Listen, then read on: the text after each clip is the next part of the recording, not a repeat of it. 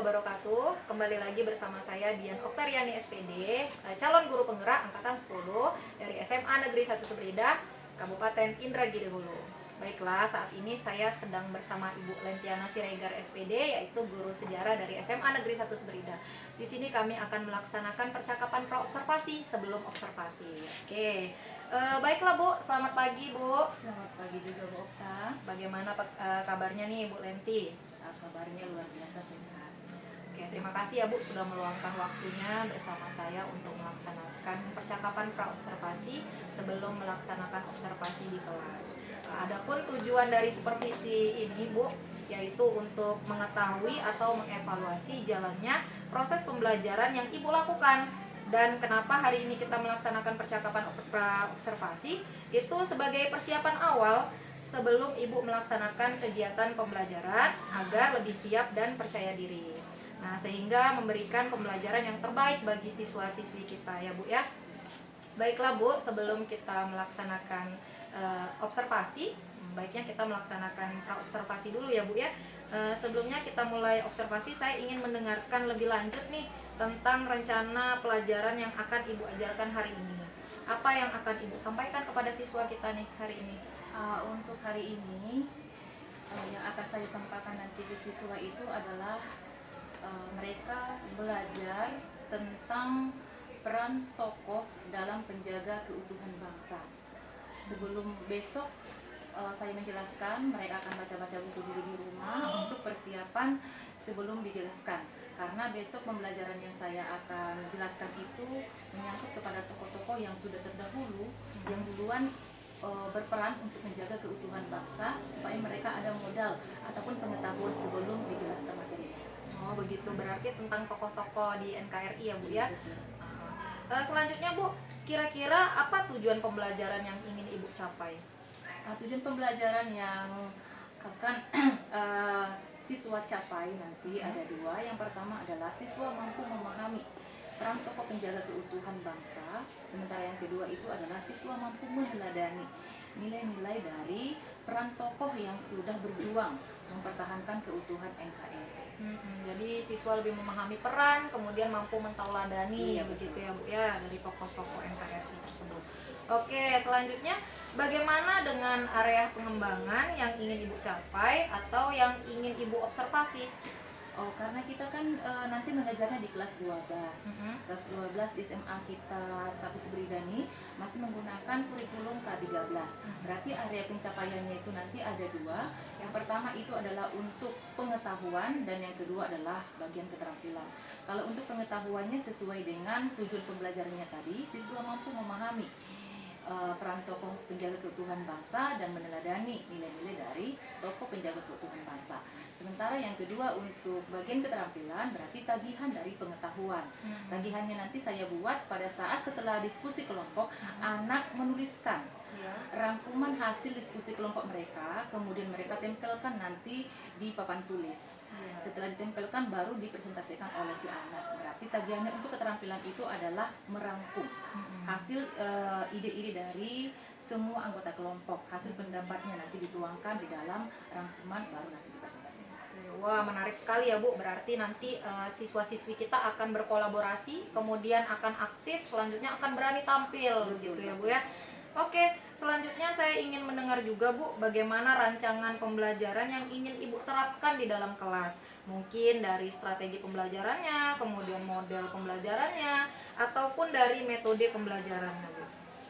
Kalau untuk dari model pembelajarannya, saya lebih tertarik dengan menggunakan model jigsaw.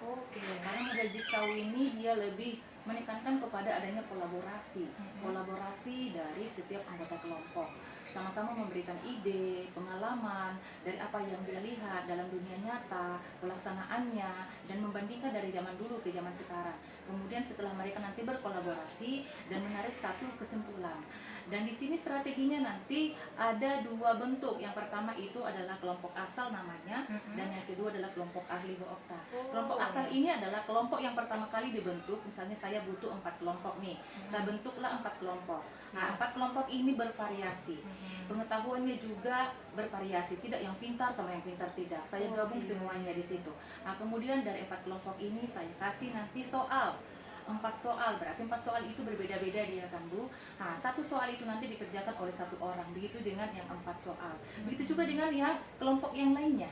Nah, setelah mereka mengerjakan setiap soal itu dengan individu, masing-masing mengerjakan satu soal, saya atur waktunya, misalnya saya kasih waktu selama 10 menit di kelompok asal. Kemudian setelah habis 10 menit nanti saya akan tukar lagi ke kelompok ahli namanya. Kelompok ahli ini adalah kelompok yang benar-benar mengerjakan soal nomor 1, dikumpulkan sama-sama soal nomor 1. Begitu juga dengan soal nomor 2, nomor 3, dan nomor 4. Itulah kelompok ahli. Saya kasih lagi nanti waktunya itu 10 menit. Setelah sudah selesai 10 menit, baru saya kembalikan lagi ke kelompok asal. Nah, di mana kelompok asal ini nanti semuanya sudah ada jawaban masing-masing, mau di nomor 1, 2, sampai 4. Setelah itu nanti barulah saya suruh anak mempresentasikan sesuai dengan jawaban yang sudah mereka rembukkan, mulai dari kelompok asal sampai kelompok ahli. Hebat sekali rencana Ibu ini ya. Selanjutnya nanti anak-anak tentu akan aktif. Kemudian ini pembelajaran juga sudah berdiferensiasi ya. Betul. Sudah sangat berdiferensiasi, luar biasa ya Bu. Jigsaw ya Bu ya. Jigsaw. Oke. Lalu bagaimana dengan media pembelajaran yang akan Ibu pergunakan di dalam kelas? Karena dia kan materinya tadi tentang tokoh-tokoh Ibu Okta. Berarti saya harus mempersiapkan gambar-gambar tokoh-tokoh sesuai dengan materi yang akan saya sampaikan. Saya menggunakan PPT atau infocus supaya anak nanti lebih real melihat gambar yang sesuai dan apa sih peran dari gambar yang saya tampilkan. Kemudian saya juga menyiapkan selembar kertas, di mana selembar kertas ini nanti yang akan dipakai oleh siswa untuk merangkum dari hasil diskusi kelompok mereka, dan mereka nanti akan tempelkan di papan tulis. Ada spidol, kertas ya, fokus dan lain sebagainya. Betul. Sangat menarik sekali Bu. Kemudian kira-kira kapan Ibu akan melaksanakan kegiatan pembelajaran tersebut? Hari apa, di kelas berapa, dan di jam berapa? Oh iya, terima kasih. Untuk pelaksanaan proses pembelajaran itu besok, tanggal 10 hari Selasa, tanggal 20 hari maaf, tanggal 20 hari Selasa itu berketepatan di kelas 12 IPSD. Oke, di 12 IPSD. Jam 13.30. Oke, saya kira tadi hari ini, rupanya besok ya Bu ya. Besok. Makanya tadi saya salah sebut tuh, tadi saya hari ini. Berarti besok ya Bu, tanggal 20 Agustus 2024 jam 13.30 di 12 IPSD. Oke. Nah, nanti setelah Ibu melaksanakan kegiatan observasi di dalam kelas, kita akan adakan percakapan yang terakhir ya Bu ya, yaitu percakapan pasca observasi yang akan dilaksanakan bersama pengajar praktik saya Bu, bernama Ibu Linda Yuli Astuti. Gitu ya Bu ya. Oke, sebelum kita akhiri, kira-kira apa yang Ibu dapatkan dari hasil percakapan kita hari ini nih Bu? Oh, yang pertama itu saya lebih bersemangat lagi untuk mengajar besok, karena saya sudah tahu langkah-langkah di dalam proses pembelajaran itu, mulai dari awal persiapan sampai nanti ke bagian refleksi. Kemudian saya juga nanti malam kalau bisa nih udah persiapan matang nih untuk melaksanakan proses pembelajaran yang menarik kepada minat belajar siswa. Saya sangat suka sekali dengan semangat Ibu nih. Oke, terima kasih Bu sudah meluangkan waktunya ya Bu ya untuk melaksanakan percakapan pra-observasi hari ini. Sampai ketemu di kegiatan observasi kelas di hari besok ya Bu, hari Selasa. Saya akan masuk ke kelas Ibu, tentunya melihat Ibu dalam mengajar anak-anak didik kita ini dengan bersemangat. Jadi demikian percakapan pra-observasi kita pada hari ini. Sampai ketemu di kegiatan observasi kelas dan juga percakapan pasca observasi. Oke, wassalamualaikum warahmatullahi wabarakatuh. Selamat sore untuk kita semuanya. Di sore hari ini seperti biasa kita masuk ke pelajaran sejarah, di mana pokok materi pembelajaran kita untuk sore hari ini adalah peran tokoh penjaga keutuhan bangsa. Sebelum kita memulai pembelajaran, seperti biasa kita awali dulu dengan berdoa ya. Mana ketua kelas? Silakan. Bersiap. Berdoa, mulai.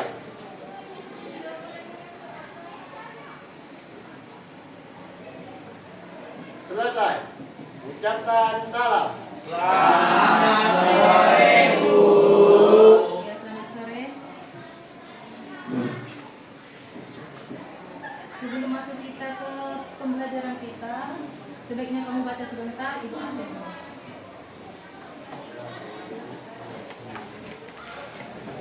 Nanti nama yang Ibu panggil, dia berdiri kemudian mempraktekkan suara dari hewan. Ya. Siapa nama Semuanya yang Ibu kucing. panggil, dia berdiri kemudian mempraktekkan suara dari salah satu hewan. Terserah kamu suara apa ya. Bisa?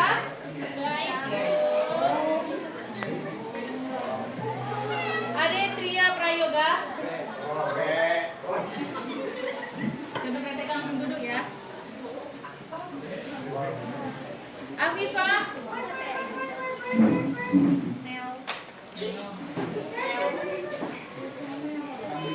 Muhammad Nur Arifin.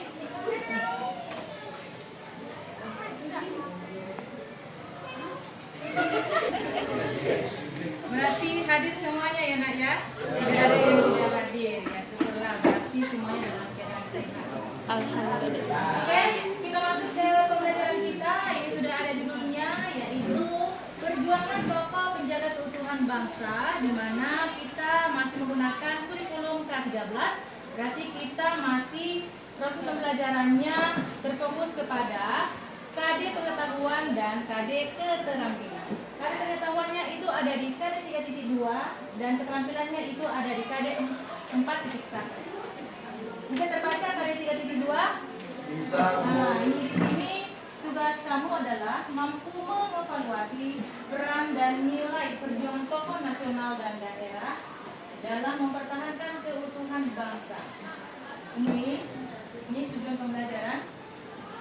Setelah proses pembelajaran, siswa mampu memahami apa? Peran tokohnya, tokoh apa saja, ada tokoh nasional dan ada juga tokoh daerah. Kemudian yang kedua, mampu kamu meneladani. Meneladani itu berarti mengaplikasikan nilai yang sudah kamu dapatkan di belajar peran tokoh penjaga keutuhan bangsa, kamu praktekkan di dalam kehidupan kamu sehari-hari. Nah, itu untuk tujuan pembelajarannya, dan ini adalah KD yang harus kita pelajari, yaitu KD 3.2.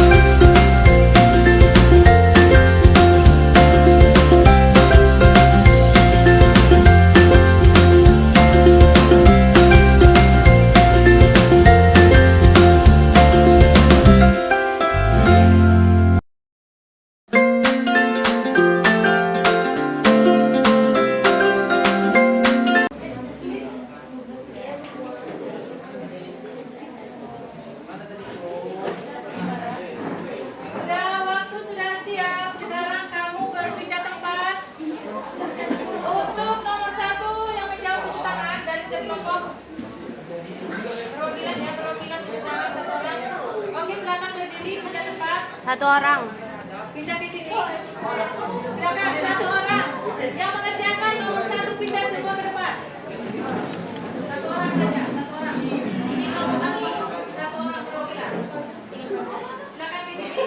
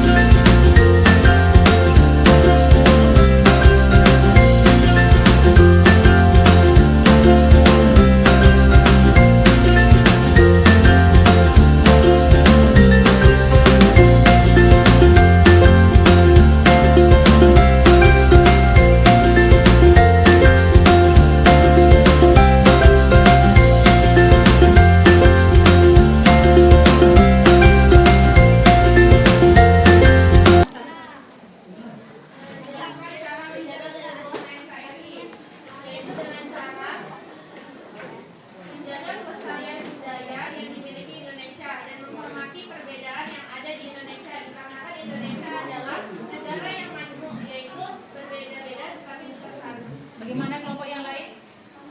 Sama, Bu. Ada pendapat yang berbeda? Sama, Bu. Ini bagaimana? Sama? Sama atau berbeda? Sama. Ini bagaimana? Sama. Sama. Yang di sana? Sama, Bu. Ada kira-kira jawaban yang salah nggak? Dari nomor 1. Nomor 1 tadi, bagaimana cara menjaga kehidupan itu sudah benar jawabannya. Kemudian nomor 2, apa soalnya nomor 2? Bagaimana? Penerapan sikap. Itu juga sudah benar. Yang ketiga, apa soalnya yang di sini? Karakter tokoh itu juga sudah benar. Yang keempat, apa soalnya tadi? Jelaskan akibat yang terjadi. Akibat yang terjadi tadi apa? Silakan bacakan Muhammad. Itu tadi agak melenteng. Jawaban dulu. Ya. Ancaman terhadap keamanan dalam negeri meliputi teknologi dan Bagus baca separatisme. sabotase, kekerasan politik, konflik horizontal, perang informasi, perang cyber, dan ekonomi nasional. Jawaban dari kelompok ini dengan sana sebenarnya benar. Cuma belum ada kolaborasi menggabungkan. Misalnya cyber. Itu kejahatan di dalam dunia maya juga banyak. Ya. Perhatikan itu. Kamu salah satu yang memegang alat itu. Jangan ikut terprovokasi.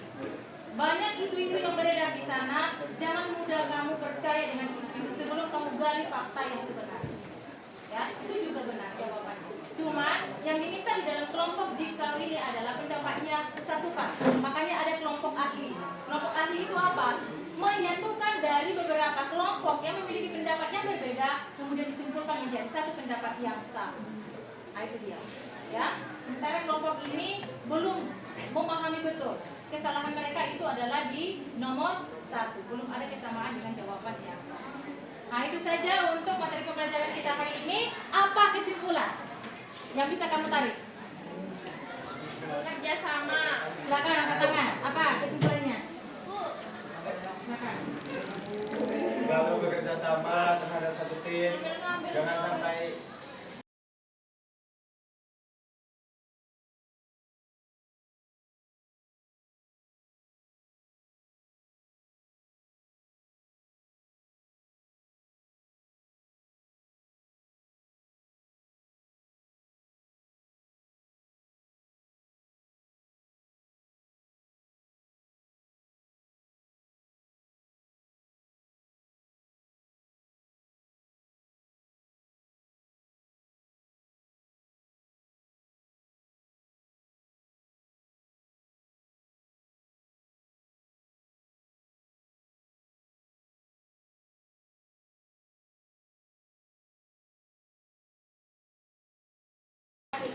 Atau bagaimana perasaan kamu setelah kamu belajar tentang tokoh penjaga keutuhan bangsa?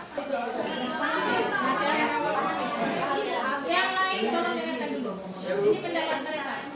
Dari kelompok kami yaitu asik dan mudah dipahami. Dari gamenya Asik. kita bersenang-senang sambil belajar dan mudah dipahami. PPT yang ibu berikan mudah dipahami oleh kami dan kami merasa paham.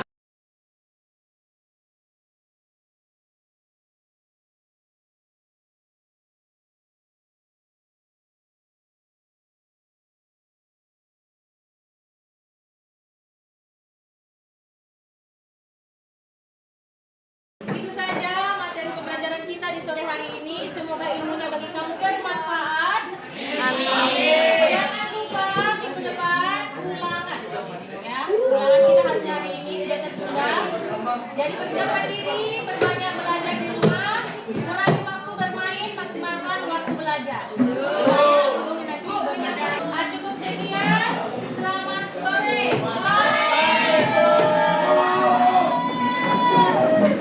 Assalamualaikum warahmatullahi wabarakatuh. Jumpa lagi bersama saya Dian Oktariani SPD, calon guru penggerak angkatan 10 dari SMA Negeri 1 Seberida, Kabupaten Indragiri Hulu, Riau. Baiklah, kali ini saya tidak sendiri. Saya masih ditemani oleh Ibu Lentiana Siregar SPD, yaitu guru sejarah dari SMA Negeri 1 Seberida. Kemudian saya juga tidak berdua nih, ditemani lagi oleh pengajar praktik saya di pendidikan guru penggerak angkatan 10 ini. Saya didampingi oleh Ibu Linda Yuli Astuti SPI MPD. Selamat siang Bu. Selamat siang Bu Lenti. Apa kabarnya Bu? Ibu-ibu, apa kabarnya? Oke.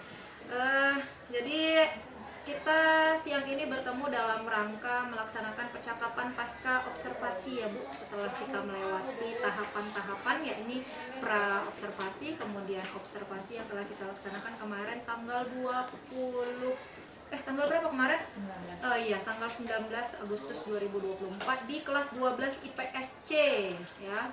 Membahas mengenai tokoh NKRI ya Bu ya. Oke, selama observasi kemarin tujuannya dari supervisi yaitu untuk mengevaluasi sejauh mana proses pembelajaran yang sudah Ibu lakukan. Oke, pada percakapan pasca observasi ini ada beberapa pertanyaan nih Bu untuk Bu Lenti ya. Yang pertama, bagaimana perasaan Bu Lenti terkait dengan proses observasi yang sudah berlangsung Bu?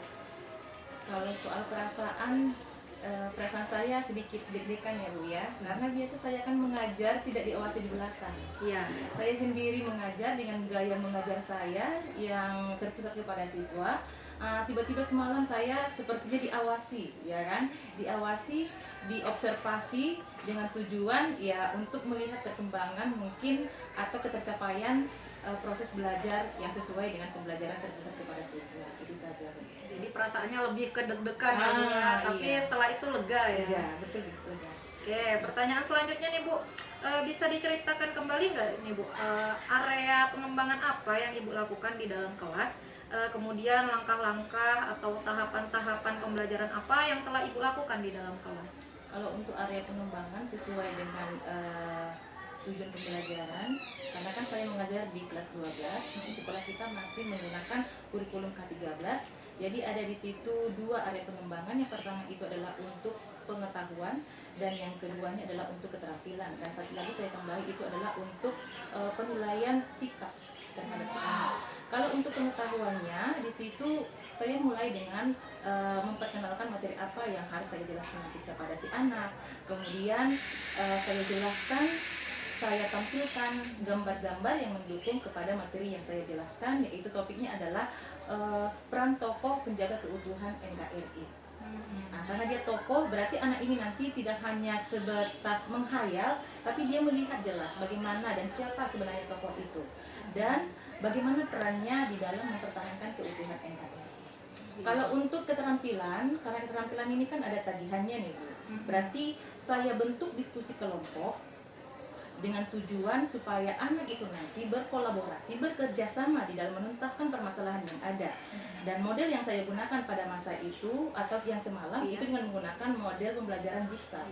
Di mana jigsaw ini kan dibagi ke dalam beberapa kelompok, kemudian mereka mengutarakan gagasan, ide yang mereka punya, yang mereka lihat, yang mereka saksikan atau pengalaman mereka, mereka gabung di situ. Kemudian mereka menarik kesimpulan.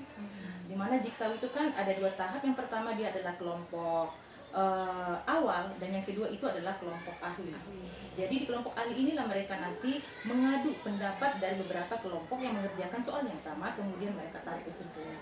Ada kerjasama di situ. Itu saya kaitkan dengan materi pembelajaran saya, yaitu peran tokoh. Kalau memang tokohnya tidak ada kerjasama, maka dia tidak bisa mempertahankan keutuhan NKRI. Makanya saya masukkan metode jigsaw itu dengan pembelajaran yang sesuai. Oke, baiklah Bu. Dan untuk sikapnya itu anak nanti belajar dari peran tokoh itu, anak memunculkan sikap nasionalisme, patriotisme, peduli satu sama yang lain, dan menerapkan sikap toleransi antar sesama. Karena di sekolah kita ini kan tidak satu suku, tidak satu agama, tetapi bervariasi. Jadi di situ mereka nanti belajar dari pembelajaran yang sudah saya jelaskan. Itulah yang mereka tahu.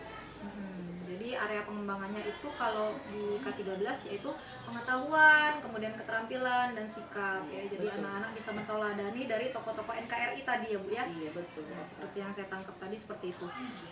Kemudian menurut Ibu apa sih kendala-kendala yang Ibu hadapi pada saat proses pembelajaran di dalam kelas Bu? Kalau untuk proses pembelajaran ya tidak bisa 100% ya Bu Okta, karena pembelajaran yang kita terapkan itu 100% diterima oleh si anak. Mustahil ya kan? Iya, benar. Palingan 90%. Pasti ada kendala. Karena anak ini tingkat pengetahuannya bervariasi. Iya. Ya kan? Ada nanti kita buat video ya. Ada yang menangkap, ada yang tidak. Karena di dalam diskusi kelompok jigsaw ini, saya bentuk kelompoknya berdiferensiasi, ya, berdiferensiasi orangnya, bukan saya pisahkan.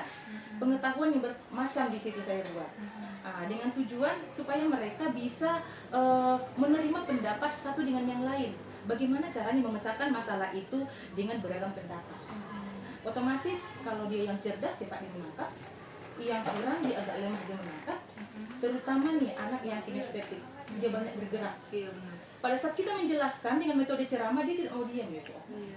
Ini agak sedikit mengganggu konsentrasi saya sebagai guru untuk mengajar, dan konsentrasi teman-temannya juga pasti terpengaruh juga, kurang kondusif di dalam proses pembelajaran. Itu saja kendalanya. Iya, jadi kendalanya terletak di peserta didik yang kadang ada yang mau menerima, ada yang tidak mau menerima dengan model pembelajaran kita tersebut ya Bu ya. Sehingga kita harus memahami juga potensi dari peserta didik kita, begitu ya Bu ya. Nah, kira-kira kenapa hal itu bisa terjadi ya Bu ya? Kalau menurut saya, karena metode yang kita sampaikan kepada si anak ini belum tentu bisa diterima semuanya, ya kan? Karena yang saya kumpulkan tadi dia beragam pengetahuan, tidak saya spesifikkan. Makanya disitulah kelemahannya. Anak yang bisa menangkap, cepat dia menangkap. Anak yang tidak bisa menangkap dengan metode yang kita ajarkan itu, dia cenderung mencari aktivitas dia sendiri. Itu kelemahan, sehingga dia tidak terfokus kepada pelajaran yang kita sampaikan. Palingan sebentar saja dia fokus. Sebentar lagi nanti sudah hilang konsentrasi. Ya. Padahal pembelajaran itu kan saya gunakan juga game kan Bu Okta. Iya, Kemudian saya buat juga ice breakingnya yang ice memancing breaking. anak terpusat kepada pembelajaran itu, tapi hanya sebentar saja. Itu tadi, karena kemampuan si anak itu tidak semua bisa menerima model pembelajaran yang kita terapkan kepada si anak. Kira-kira untuk memperbaiki kendala ini nanti kedepannya gimana nih rencana dari Bu Lenti nih? Kalau menurut saya, cepat saya lihat perkembangannya, cepat saya tahu apa kelemahannya, cepat juga saya merefleksi diri saya sendiri. Ya kan? Kalau bisa pas jam masuk saya minggu depan di kelas itu, langsung saya buat perubahan. Oke. Bagaimana yang sebenarnya pembelajaran yang terpusat kepada si anak agar pembelajaran itu semua siswa itu mendapatkan haknya, Iya. mendapatkan ilmu yang Bisa harusnya menerima mereka semua ya. dapatkan. Oke. Itu berarti saya akan mencari model pembelajaran yang sesuai dengan minat mereka. Oke, jadi dari yang saya tangkap berarti Ibu akan memperbaiki kendala-kendala tersebut dengan mengubah model pembelajarannya yang bisa diterima oleh seluruh anak. Siswa. Oke, seluruh siswa. Oh, bagus sekali itu rencananya, Bu. Jadi kira-kira nih kapan Ibu akan melakukan perubahan dengan rencana yang Ibu sampaikan barusan? Minggu depan Oh, minggu depan ya? pas masuk di kelas itu. Oke, berarti nanti langsung Diaplikasikan lah. direalisasikan di Iya. situ. Wah, baik sekali Bu itu rencananya. Terima kasih banyak loh Bu atas jawaban-jawabannya. Mudah-mudahan apa yang Ibu rencanakan ini bisa secepatnya direalisasikan ya Bu ya. Kemudian selanjutnya saya akan memberi kesempatan Ibu untuk merealisasikan itu. Selanjutnya Ibu juga bisa lagi loh berbincang-bincang lagi dengan saya atas perkembangan dari anak didik tadi yang mungkin ada beberapa yang tidak bisa menerima dengan model pembelajaran yang Ibu lakukan, yaitu jigsaw kemarinnya. Jigsaw. Berarti besok kita bisa ubah lagi, begitu kan maksudnya Ibu ya? Oke, terima kasih ya Bu atas jawaban-jawaban dari percakapan pasca observasi kita. Oke, terima kasih ya kepada Bu Lenti, kemudian kepada Bu Linda Yuli Astuti yang sudah memberikan umpan balik terkait dengan tugas saya yaitu tentang percakapan pasca observasi. Lebih dan kurangnya saya mohon maaf. Wassalamualaikum warahmatullahi wabarakatuh.